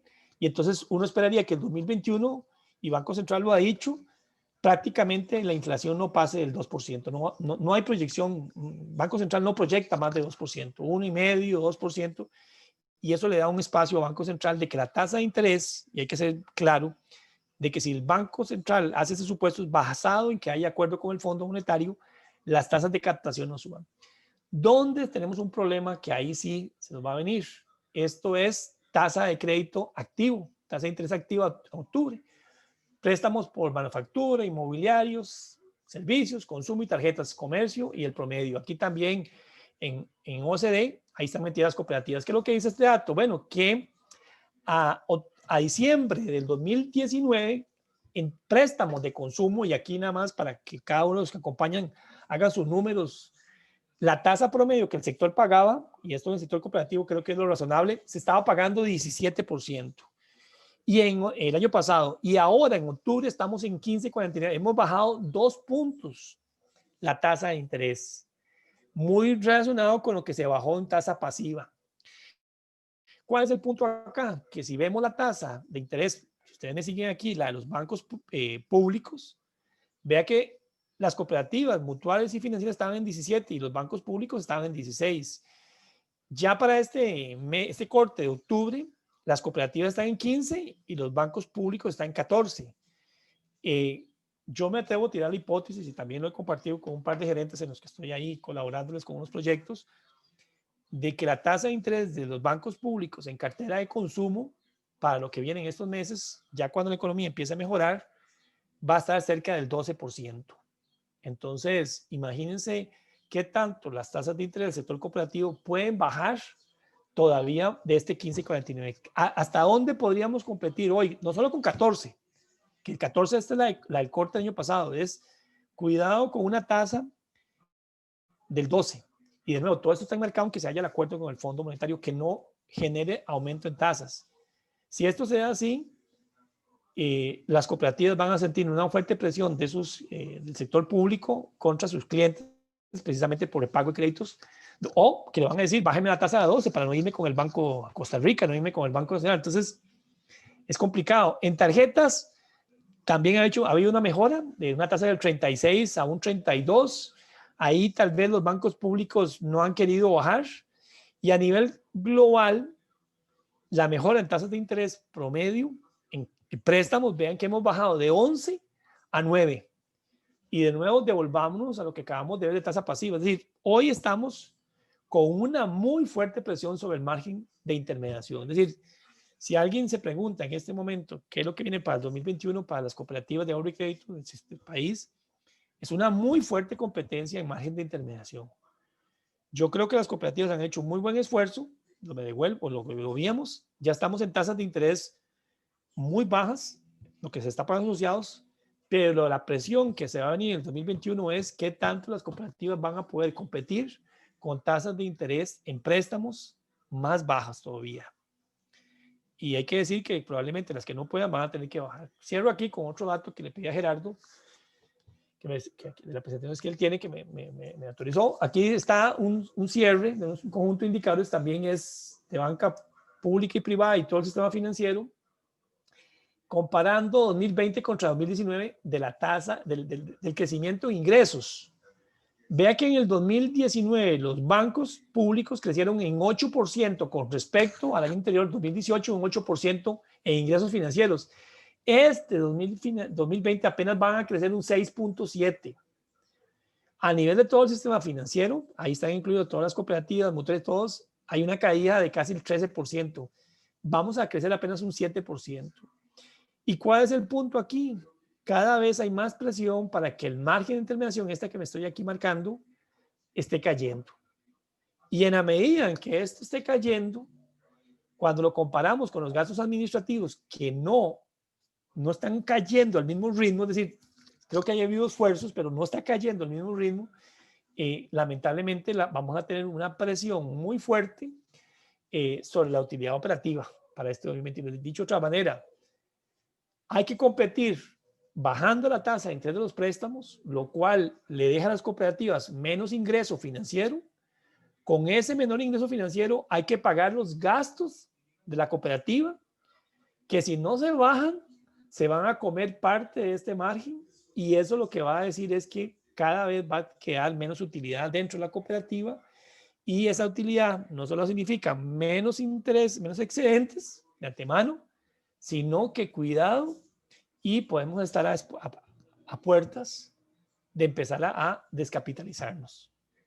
Porque si no se hace un buen ajuste en gastos administrativos en este año, definitivamente tenemos un problema. O la otra, que es parte del tema estratégico que yo les recomiendo a algunas cooperativas, que otros negocios pueden complementar esta generación de ingresos que las cooperativas ya necesitan, para el 2021. Entonces, esa parte es parte de lo que nos viene. Voy cerrando aquí con el último datito que sí teníamos que revisar, que es la devaluación. La devaluación venía, y para los que me siguen estas charlas, no sé si cuántos se acuerdan, el año pasado que hablamos de este pronóstico, hablábamos de un 3%. Bueno, estamos cerrando en un 7%, algo que era inesperado. ¿Qué es lo que ha pasado? Si me siguen aquí con el dato de reservas, arrancamos el 2020 con 8.214 millones en reservas monetarias y vamos por 7.214 en diciembre, y vamos todavía menos en enero de este año, el corte ahora, el corte de hace 3 días. En este momento, en los últimos casi que de octubre, acá, en casi 4 meses, el Banco Central se ha gastado 1.062 millones defendiendo el tipo de cambio, y vean que defendiendo es para que no superara lo que tenemos hoy. Es decir, si hubiéramos querido, si el Banco Central, y ahí sí tengo que decir que es media crítica mía para el banco, que me parece que debió haberlo hecho, si hubiera querido devolver esta devaluación no al 7, sino al 4, que es lo que algunos creíamos que se iba a quedar, cuidado, tiene que haber perdido 1.500 millones y lleva perdido 1.000 millones. Entonces, cuando alguien dice, ¿y por qué ha perdido tanta reserva? ¿Por qué ha tenido que intervenir tanto en el banco, en el sistema de tipo cambiario? Las expectativas. Si se acuerdan, vimos que por el lado comercial no hay presiones comerciales. En este entorno que estamos viendo de tanta incertidumbre, simple y sencillamente estamos viendo a la gente que ante el temor está dejando de colocar a largo plazo, se viene al corto plazo, y aún así, ni siquiera en el corto plazo en colones, quieren dólares. Entonces tenemos una muy fuerte presión ya de la gente tratando de protegerse, y el resultado ¿cuál es? Una presión cambiaria bastante fuerte. Cierro ya aquí los pronósticos. Este pronóstico, el primero, que es el esperado del Banco Central, que está con que el Banco Mundial acaba de validar, y creo que el fondo tenía un pronóstico un poquito más halagüeño, pero creo que lo va a bajar. El pronóstico del Banco Central de crecimiento este año es un 2.6, que si alguien lo quiere ver como algo positivo con respecto a la caída que vamos a tener en este 2021, en 2020 de casi un 3%, es positivo, pero, repito, es muy lento con respecto a lo que debemos mejorar. Inflación, lo que ya les comentábamos, va a estar por debajo o muy cercano al 2. En el tipo de cambio, el pronóstico es bastante complicado. Podríamos hablar de que si hay acuerdo con el Fondo Monetario, entra esta plata, el Banco Central, el Ministerio de Hacienda sigue captando dinero, no tan fuertemente como antes, estaríamos en este 3% de devaluación, tipo cambio cerraría el año en un 623. Pero si no hay acuerdo, eventualmente podemos tener presiones entre 5 o más de 5% y el tipo de cambio se puede disparar de 635 hasta los famosos 700 colones que mucha gente ha hablado, ¿verdad? Estamos en un entorno muy incierto. Yo sí me atrevería a decir que si no hay acuerdo, el porcentaje de devaluación en estos meses sí se puede disparar muy fuertemente y la única situación que nos queda para prevenir ese efecto es que el Banco Central empiece a quemar mucha reserva. Tasa básica, que es la que maneja el Banco Central, va a estar también basada en el acuerdo. Si hay acuerdo, seguimos en tasas básicas bastante controladas, las que acabamos de hablar ahorita, 4% anual. Y si no, empieza a subir de 5 para arriba. No hay donde perderse. Y el crédito, la tasa de crédito, la colocación de crédito, que alguna gente me pregunta qué pasa. En el mejor de los casos, a nivel nacional, podemos movernos entre un 1,3. La pregunta es cuánto le puede llegar de ese crecimiento al sector cooperativo. Y yo con todo respeto creo que crecer más de un 1% en el sector es muy, muy, muy difícil. Esto va a ser muy difícil para el sector. Hay que prepararse incluso, y lo he comentado a algunos consejos de administración que me han invitado para compartir un poco esas expectativas. Cuidado, algunas cooperativas cierran el 2020 con carteras de crédito negativas, es decir, la cartera de crédito ya comenzó por debajo de la que inició el 2019, el 2020, es decir, negativas en el sentido de que crecieron, que no crecieron, decrecieron, y tienen el riesgo de que todavía en el 2021 no van a crecer, sino que van a seguir decreciendo. Y tal vez nada más, como dicen, mal de tontos, consuelo de muchos. Hace poco estuve trabajando un plan estratégico con una asociación solidarista de las grandes acá de Costa Rica, y el pronóstico es una caída de crédito también para ellos, ¿no? Para que crean que esto no es solamente ser cooperativo, es que es dramático. Es decir, en este entorno, si alguien me dice que quiere crecer a tasas del 3 o más, la respuesta es sí puede hacerlo, pero ¿a costa de qué? Asumiendo riesgos, dándole préstamos a gente que en este momento tiene perfiles de crédito, de pago, débiles. Y bueno, el desempleo puede mejorar, pero eventualmente muy poco de este 21, movernos tal vez a un 20, es decir, recuperaríamos tal vez unos 10,000, 12,000 personas en empleo, pero difícilmente vamos a bajar de un 20% este 2021. Cierro nada más con 5 elementos que es importante bajar, considerar para el tema del sector. Uno, lo que estamos viendo va a ser un año duro porque el crecimiento del crédito va a estar muy fuertemente competitivo y cuidado, va a ser negativo, y eso nos lleva a buscar otros ingresos. Dos, sigue habiendo mucha presión sobre los pasivos, es decir, nos quieren quitar a sus clientes que son los que invierten en las cooperativas. ¿Y cuál es uno de los problemas más serios? Que en este panorama, ya muchas cooperativas lo han vivido, aquellos clientes que te invertían a 1 año, a 2, lo que han dicho es, no, le invierto a 6. Y qué difícil hacer plata o hacer préstamos con fondos de 6 meses. El problema es doble, ¿ah? Tras que nos están golpeando los bancos de afuera, ahora internamente la materia prima con la que hacemos negocio, que son las captaciones de nuestros asociados, antes me dejaban la plata a 3 años y yo podía dar un crédito a 2 o a 3 años. Ahora me la dejan a 6 meses. ¿Cómo hago yo para dar un préstamo seguro a 6 meses? Muy difícil, ¿eh? Un tema que sí, hoy no me atrevo a dar pronóstico, y lo digo con todo respeto, y en las charlas que creo que vienen de camino, ya don Dilson y don Carlos y el equipo de FECOPS lo tienen a mira, es la morosidad. Con todo lo que se ha visto de las reglas de SUGEF para beneficiar todo el tema del registro ha sido muy positivo, pero si algo o si hay un mes crítico para el tema de la mora es marzo de este 2021. Ahí vamos a saber, ese va a ser el mes de los balazos, porque ahí vamos a ver si la verdad la morosidad está controlada o se nos va a reventar. Y bueno, lo que ya es crítico, preparémonos este 2021 para que el margen financiero nos baje. Y cuando el margen financiero es muy bajo, qué difícil para poder pagar toda la planilla, ¿eh? Eso es como cuando yo ya sé que tengo menos plata en la casa y tengo los mismos gastos, ¿eh? Tengo que pagar el teléfono, la luz. Y si esto no lo manejamos bien, nos empezamos a descapitalizar, empezamos a comer el capital. Eso es lo que les traía don Carlos. Para los señores que nos acompañan y señoras, quedo a su disposición para cualquier comentario, consulta. Dominí, la Universidad de Costa Rica hace como 3 o 4 días publicó un estudio sobre que el gobierno le paga a unas instituciones públicas y a cooperativas el 12% o más de tasa de interés. Para mí, con información sesgada, induciendo a sus lectores a que casi que el cooperativismo sigue siendo malo, no solo en no pagar impuestos, sino también en que le cobra mucho al Estado. Pero ayer hablando en el Consejo Nacional de Cooperativas sobre este tema,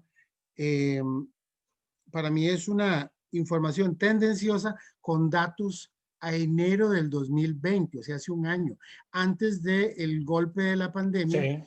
Sí. Y además, quien pone las tasas de interés es el Estado, no los que compran los bonos o los títulos. Entonces, sí me pareció que era una muy sesgada.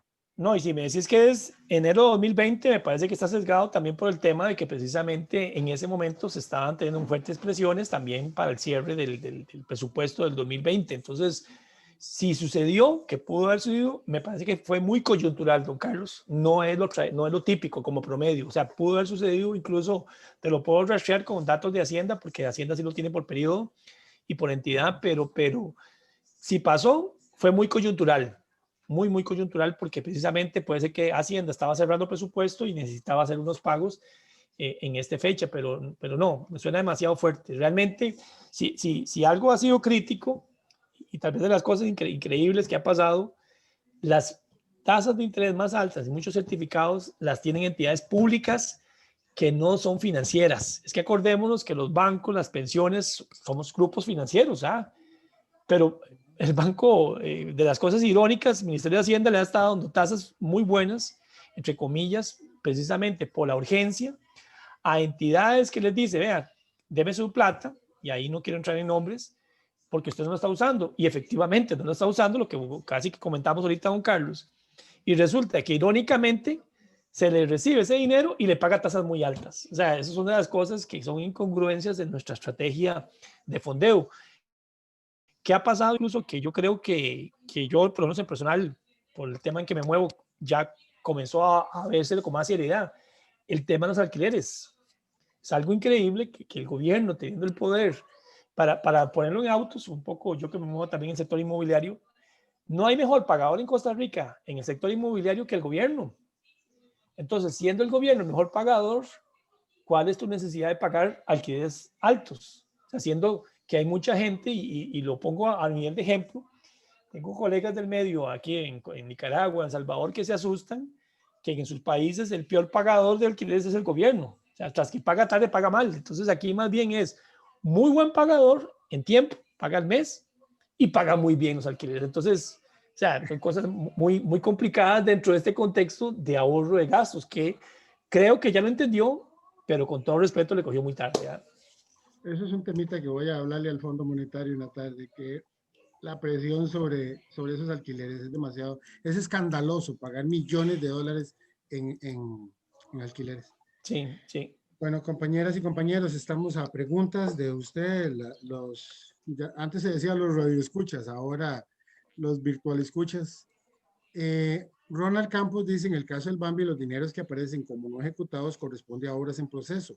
Correcto. Y otra parte corresponde a dineros comprometidos, buenos ya aprobados a familias pobres que se encuentran en trámites de permisos de construcción. Sí. Para luego solicitar el desembolso de los recursos. Si eso fuera así que dicha, pero no el 100%, supongo. Sí, yo creo que hay una gran parte, no todo, digamos, yo ahora tuve la oportunidad hace unas semanas de hablar con don Dagoberto, ahí, el gerente del Bambi, y viendo un asunto, y sí, Dago estaba un poco molesto con el tema que se estaba manejando en Hacienda, se logró rescatar, y sí, mucho de eso ya está comprometido proyectos. Aquí, como en todo, no todo se puede ejecutar tan rápidamente. La parte complicada, don Carlos, incluso para los que nos escuchan, es lo que vos comentabas, don Carlos. Sí es cierto que hay entidades que ya llevan presupuestos acumulados y no los han ejecutado. Entonces, aquí hay una discusión de fondo, no solo el tema de la plata que no ha usado, sino también de la eficiencia de esa entidad para el manejo de ese dinero. ¿Va? Entonces, aquí sí es un tema políticamente muy complicado, porque ya no es financiero. ¿Va? ¿Qué tanto hay entidades que disponen de esos recursos y no los han empleado? Y repito, la parte todavía más perversa del asunto es que tras que no lo usan, se les está pagando una tasa de interés relativamente alta. Entonces, ya de alguna manera Hacienda van estas dos líneas tratando de ver cuánto se va a caja única o, ahora sí, de ver cuánto de eso se renueva a tasas mucho, pero mucho más bajas en relación a actuales. No lo traje acá, pero sí hay que reconocer con el dato que por aquí les presenté, que este año, en este cierre, por lo menos sí hay que reconocer este dato, sí hay que reconocer, si me siguen aquí este datito pantalla, sí bajó, o sea, el gasto de intereses en este 2020 hizo un buen esfuerzo Hacienda. ¿Cuál es nuestra mayor problemática? Que estamos contratiempo. O sea, lo hizo en este 2020 en carreras, pero no es suficiente. Y entonces, todo lo que podamos hacer en este 2020 va a ser insuficiente si no hay más ingresos. Entonces, estamos en un dilema muy complicado. ¿Va? Es decir, se han hecho esfuerzos, pero no es suficiente. Y la parte perversa es la que espero que me hayan entendido. Siento que por más inventos, que con todo respeto al término, que se pueda, con más ingenio que el gobierno quiere hacer impuestos, inventar impuestos, los números no le van a dar para cerrar el déficit y va a tener que llegar al dato este famoso de la estructura de ingresos. Y repito, solo en Costa Rica casi que el 75% son estos dos ingresos, impuestos a las utilidades y el IVA. Punto. Si usted quiere ser impactante recaudando ingresos o quiere que realmente el gobierno pueda atacar el déficit, tiene que ver esos dos impuestos. Cualquier otro tipo de impuestos que a usted se le ocurra, la eficiencia, la efectividad que esa plata llegue a Hacienda es muy marginal.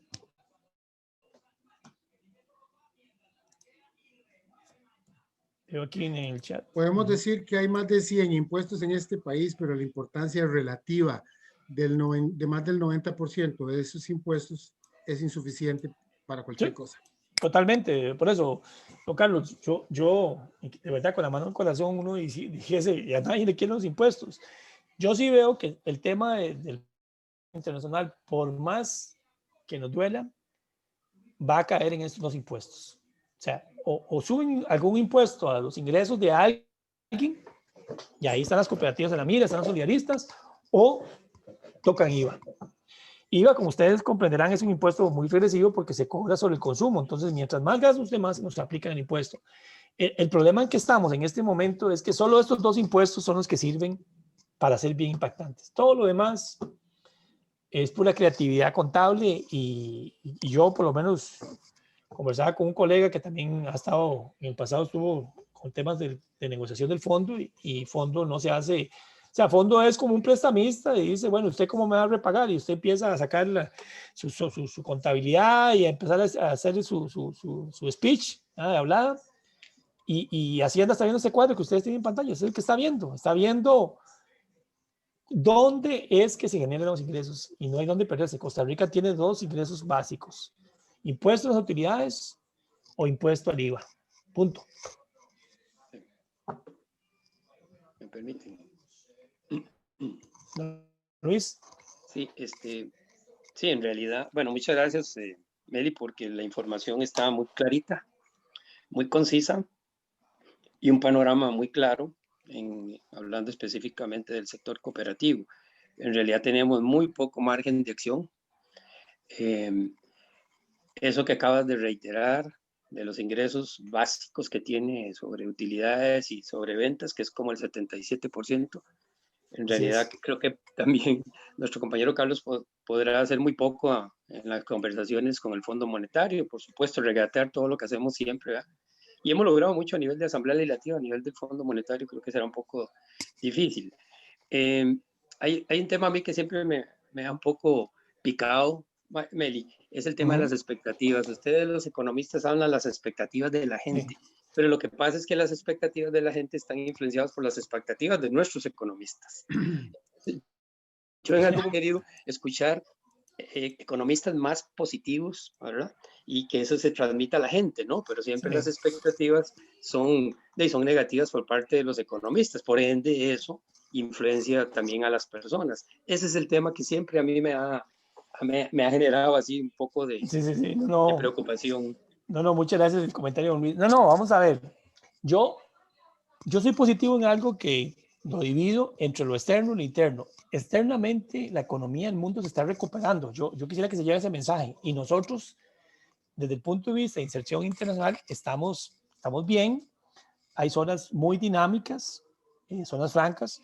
Hay temas que yo en lo personal, lo digo más que como economista, lo digo como ciudadano, que a mí me duele. La distribución del empleo, que ustedes saben, no le llega a tanta gente de ese tipo. A las zonas francas tienen que ver con zonas muy del GAN, con todo este tema de para que se allá en Coyol, aquí en La Lima, en Cartago, en Barrial, son zonas muy metropolitanas y nos falta una política de desarrollo más rural.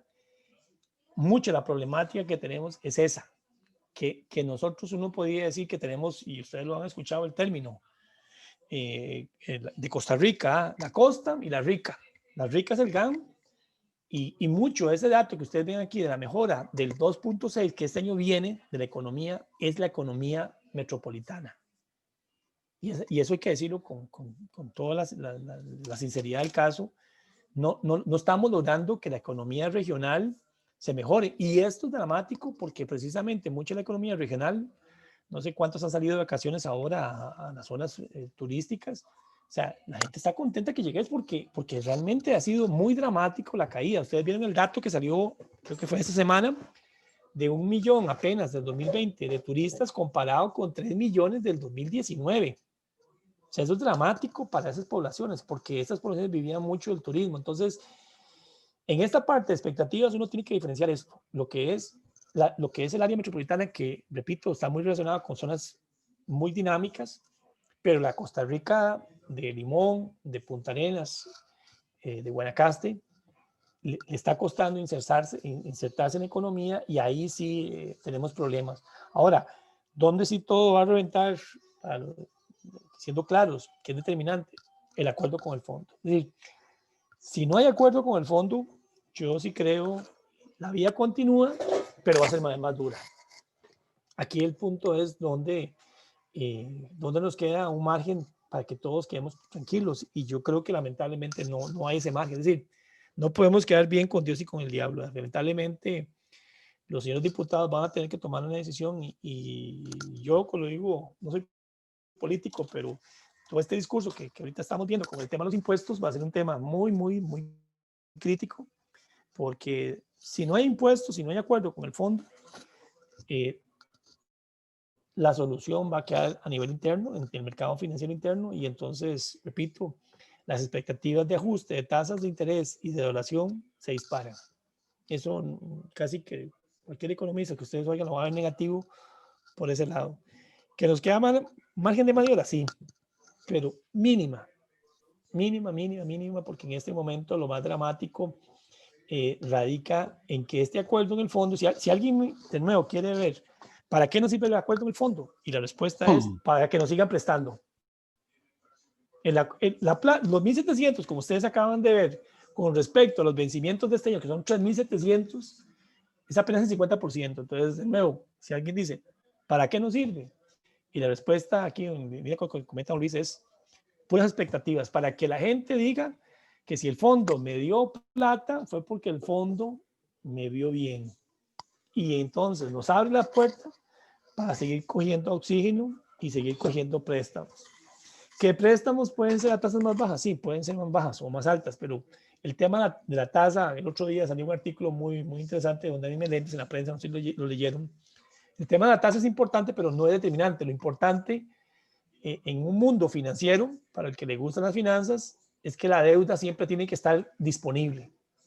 Si nosotros no tenemos acceso a deuda, se nos puede cerrar mucho la economía, y la parte más complicada es que si a nivel interno, por ejemplo, un fondo de pensiones ya no tiene confianza en el gobierno, qué complicado, porque entonces nadie lo obliga a comprar los préstamos, los certificados a plazo que emite el gobierno, y entonces eventualmente los fondos podrían empezar a optar, que no lo han hecho tan fuertemente, a coger el dinero y comprar títulos del gobierno de Estados Unidos, que en este momento sería más seguro.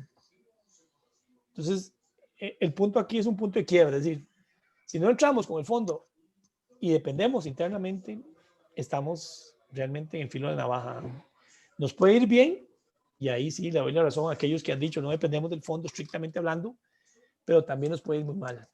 O sea, no puedo vaticinar qué tan bien en un lado, qué tan mal, pero estamos en ese filo de navaja, que si nos puede ir bien, nos va a ir bien, pero si nos va mal, nos va a ir muy mal si nos quedamos con nuestros propios recursos.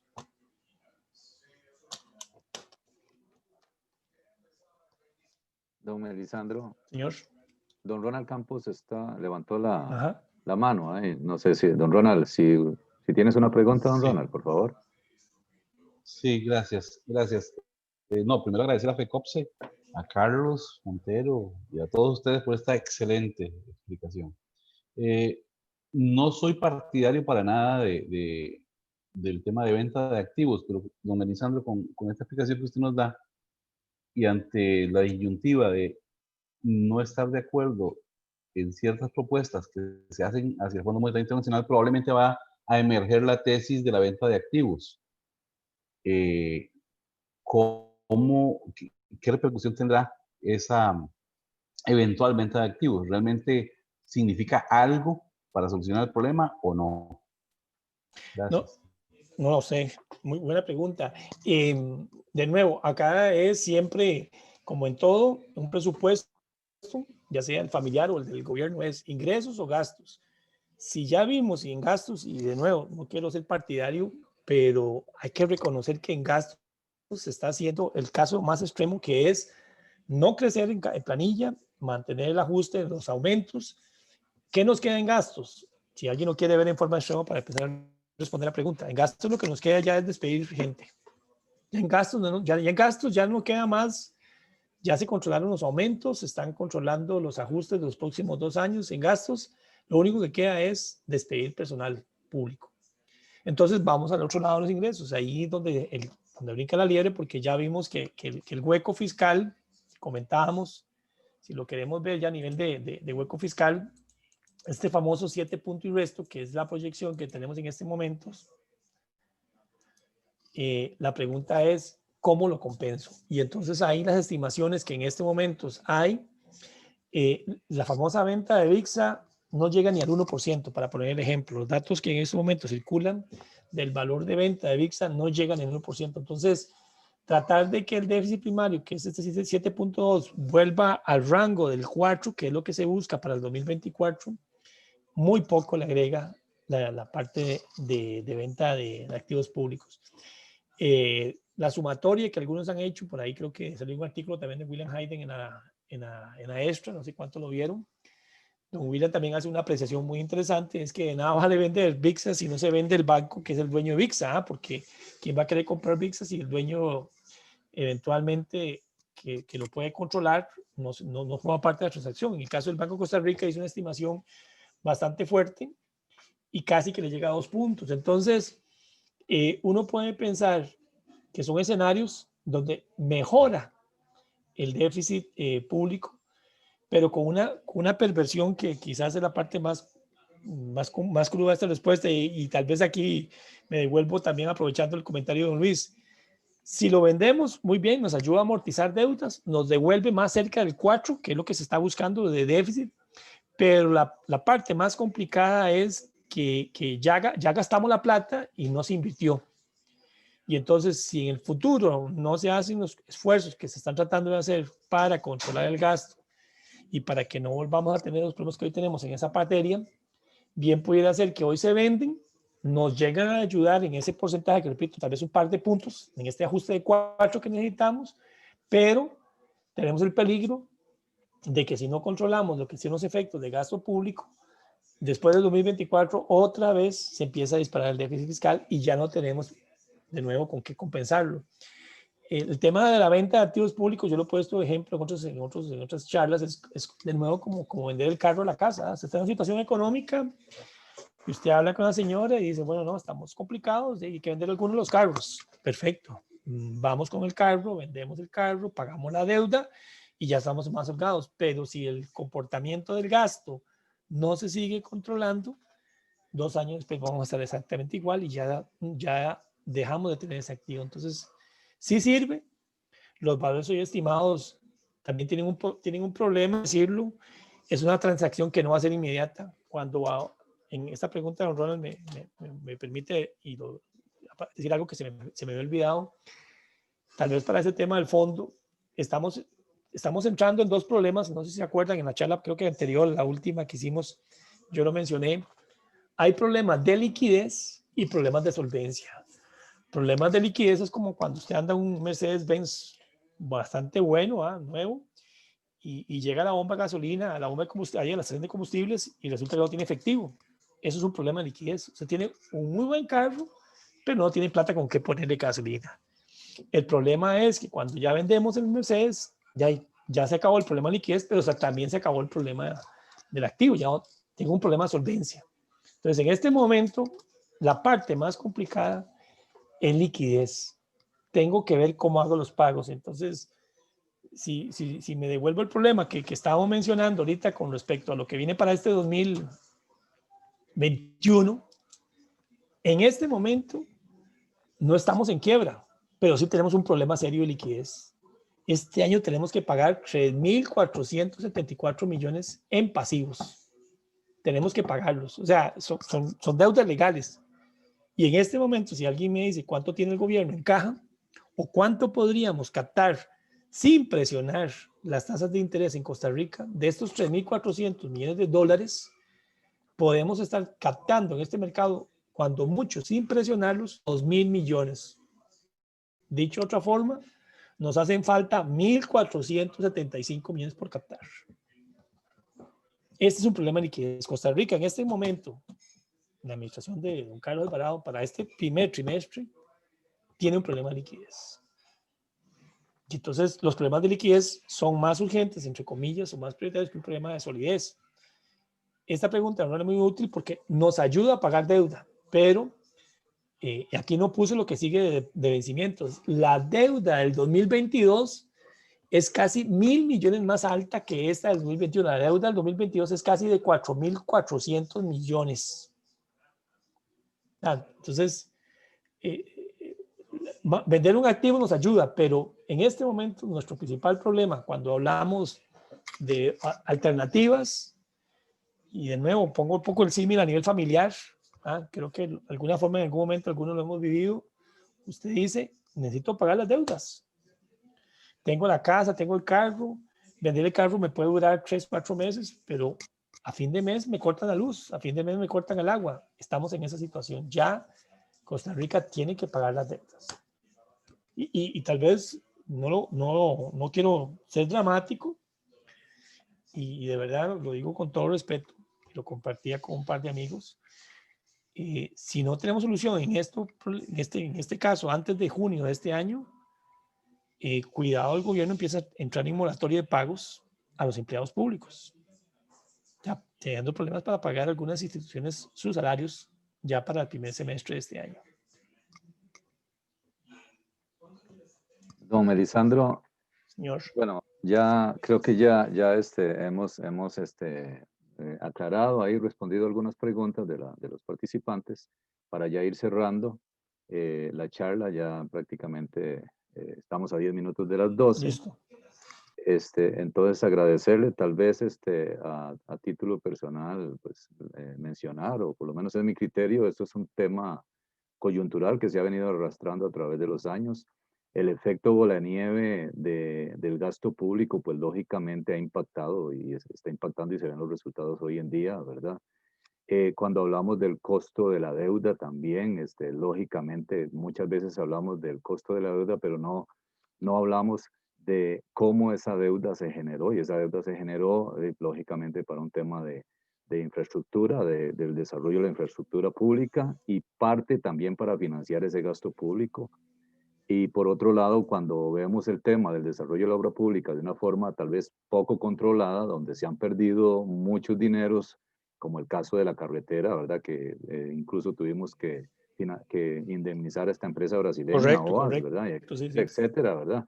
Entonces, es un tema de control, ¿verdad? Por otro lado, como bien lo has mencionado, el tema del crédito del Fondo Monetario, para mí no hay salida, hay que tomarlo, no hay otra, yo pienso que no hay otra, porque el gobierno no se va a poder, a nivel local, el inversionista no va a aceptar las tasas, digamos, una tasa equivalente a la tasa del Fondo Monetario que está ofreciendo el Fondo Monetario en el crédito. El inversionista local no la va a aceptar. Entonces, al final, como lo decías también al inicio, eventualmente se van a disparar las tasas para que se pueda financiar con fondos internos, y eso sería una catástrofe, ¿verdad? Eso agravaría todavía más el problema. Así es, don Nilson. Sí. Entonces, creo que no vemos por ahí salida. Lógicamente, de ahí, con todo el tema de ajustes que sabemos que el gobierno tiene que tomar medidas para que no golpear mucho a los sectores más pobres, ¿verdad? Y de repente, pues los que podemos pagar un poquito más, pues vamos a tener que pagar un poquito más, ¿verdad? Y de hecho eso se vio, por ejemplo, a principios de la pandemia, cuando la gasolina nunca se bajó el precio, a pesar de que el precio de barril había caído estrepitosamente, ¿verdad? Entonces, yo creo que ahí es... Y perdón que te interrumpa, y yo creo, don Nilson, esa parte que dice de que hay que pagar, y tal vez don Carlos acá que nos escucha, yo creo que el tema de los impuestos, con todo respeto, en este momento, para el sector, no es tan dramático como lo va a ser el tema de la competencia y el tema de la presión del margen de intermediación para este año. Es decir, uno no quisiera el impuesto, correcto, pero en el panorama que yo les he pintado y lo he compartido con varios gerentes, creo que el problema del impuesto va a ser, con todo respeto, lo veo un problema obviamente político y secundario, pero la mayor presión va a venir del propio mercado. No es un tema del gobierno que nos quiera molestar y, como dicen vulgarmente, joder con el tema del impuesto, que obviamente le llega ese impacto a los asociados. Creo que hay una problemática mucho, pero mucho más seria este 2021 para el sector cooperativo, que deviene de toda la exposición que tiene ese tema financiero en este momento. Así que eventualmente el sistema cooperativo, como nunca antes, va a estar expuesto a una competencia fuerte, muy fuerte, de la banca privada y pública. Correcto.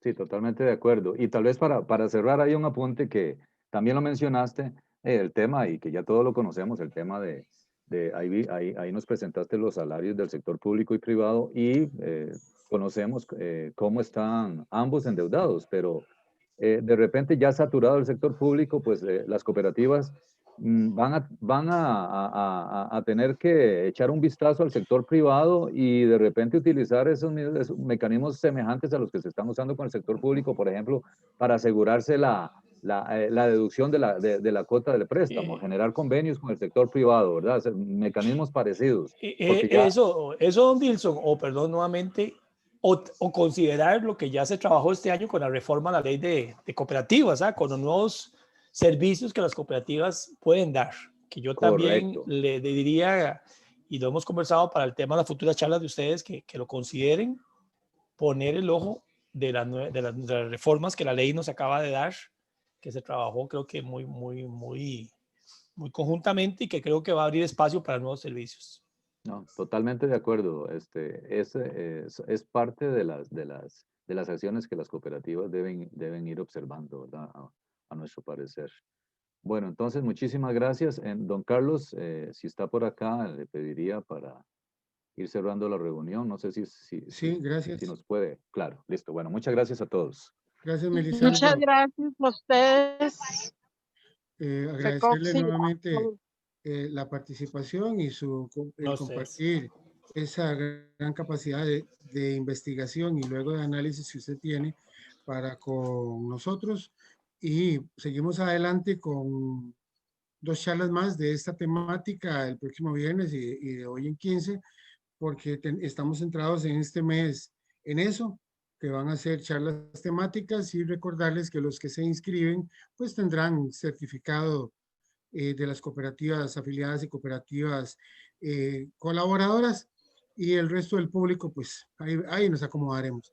Reiterar el agradecimiento a FECOPSE. Seguimos creciendo frente a un año bonito, porque algunos dicen difícil, pero es bonito porque el ser humano tiene esa capacidad de adaptación, esa capacidad de innovación, y el que no se renueva, pues se pierde. Esperemos que ninguno de nosotros se pierda, y menos las organizaciones que representamos. Así que a todas y a todos, muy buenos días. Muchas gracias y reiterar el agradecimiento a Melisandro. Bueno.